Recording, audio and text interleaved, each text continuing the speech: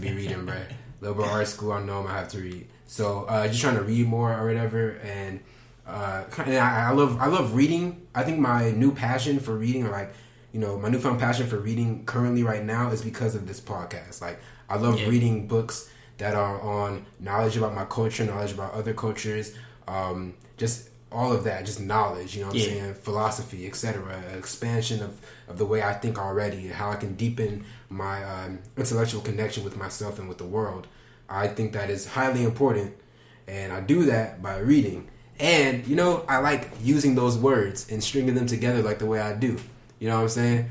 So, all that being said, I've been smooth, you know what I'm saying? I am excited for how this is also going to play out. We get a little bit more serious about this. This doesn't even feel like a little job. It becomes a little social session where we get to hang out, talk to people, have fun or whatever. And one more thing, that Pop Smoke. I forgot, yo. Hey, that album artwork was the most garbage thing I've seen in my life. That artwork was like, it was horrific. I saw it when you had reposted it. Yo, and I was just telling you, bro. It was so tragic. Damn near disrespectful. Yo, I'm saying, and it's supposed to be this man Virgil talking about this man only spent $50 on the artwork. Yeah, bro, like $50 on this artwork, bro. He worth $50, bro. That's disrespectful. Like, it's like, yo, but they, I guess they listening to the fans now, so scrap that, making a new one. But I love when they do that. When they listen to the fans. I'm ready for that new Pop Smoke, man. Yeah, you know what I'm saying? Nah, it's just a different type of vibe. She like the with it out move. But it's just a different type of vibe. You know what I'm saying? There's some lyrics I can't even speak on here because it's just that type of vibe. Rain or whoever. But yeah, you know what I'm saying? So we both Gucci, so I think it's time to introduce a new little segment that I want to kind of start on the show. We want to kind of start on the show. It is going to be called the New Knowledge Question for the Week. Yeah, definitely part of that new structure. We gotta, you know what I'm saying? Gotta stay on task. You saw us with the intro, with the current events. Now we got the New Knowledge Question for the Week. So the New Knowledge Question for the Week is a question that challenges both me and Christoph's intellect, but also Christoph and I's for you who are English picky, challenges our intellect and also kind of challenges your intellect as well. We encourage you guys to ask yourself or listen to our discussion, but also think about your own answer to the question of the week, the New Knowledge Question of the week, and do like research to kind of support it or whatever. And then I have posted it on our main page, and I'll continue to post certain questions and answer them or whatever. And those answers will be featured on our podcast when we discuss the question of the week. The question of the week, you know, we ask it today, but the question of the week is so that you just think about it throughout the week. You know what I'm saying? These are not questions that will. These are questions that kind of have no exact answer. All you can do is continue to build on top of what you already thought or what you already answered from before, because you get a different perspective and an alternative perspective. For lack of a better term, and it will help you. It will help you kind of push the question, and we would love to hear and discuss, you know, your answers and stuff like that. Once again, contact us on our IG, our Twitter, our Facebook. All the pages are up on our Instagram highlights. I encourage you guys. So, with that being said, the question for today is, what does it mean to be human? Deep question. Deep question. Christoph, what does it mean to be human? Talk about a deep dive, man. I mean, well, it really depends on what you define as human, or at least human behavior, or stuff that is humane. Interesting word you done used, humane, because whilst I was doing my you see that? whilst I was doing my research. Get it so bougie.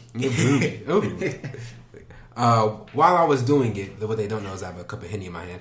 While I was doing my research, I was looking up just the different ways that people have described humane and stuff like that. And it says, having the feelings and dispositions proper to man, having tenderness, compassion, and a disposition to treat others with kindness, particularly in relieving them when in distress or in captivity, when they are helpless or defenseless, kind, benevolent. Inclined to treat the lower orders of animals with tenderness, though, is the next description of the term. Well, I mean, it's like, obviously we're all humans, but you can be something, but not really exhibit what it's supposed to be. And I guess what it's supposed to be is dependent on, I guess, really just your perspective on what is really humane. Right. And it really boils down to a lot of it's the crux of this issue that we have today. This issue with like separation and race and even past that, like race, sexuality. A lot of these issues have come down to people trying to justify human and what is humane. Right. Especially with just a lot of just the dysfunction that has occurred in not even just American society, but in the world, throughout history. People have always tried to define this thing that is human. And in trying to define it, people have oppressed others. People have used their own justification of what is a human, and through this, by establishing races, it's just people, I won't just say just people, but the people in power created this thing that we know now as race. They control that narrative to justify their treatment towards people. Right. Like, hey, at the beginning it was all just man. But then people started, well, you and me look the same. He looks different. Let's treat him different. Yeah. And despite all of us being a part of this human race, it's crazy to think that, people had to resort to separation and creating this you versus me sort of relationship to justify their actions. Like, I heard this one thing, and it was like, we can't really try to act like we created this like relationship between black people and America, but why did America need to have a slave, need to have a black man to oppress? Right. Well, like, why do you need that nigga? Yeah. Why do you need it? Yeah. And why is it so hard for you to admit that you can't accomplish anything without, you hate us, but you made the decision, or in general, your people made the decision to be around us and to, use our natural gifts in a twisted way for your own service, right? It's how far back are you willing to go into history?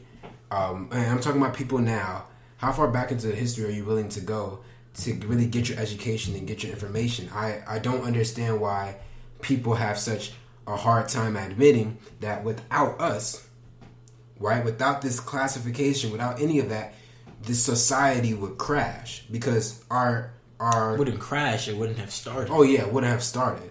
And if it was erased now, it would crash. Because an important thing that I was thinking of earlier was this idea of race and classification. Because first, there's humanity, right?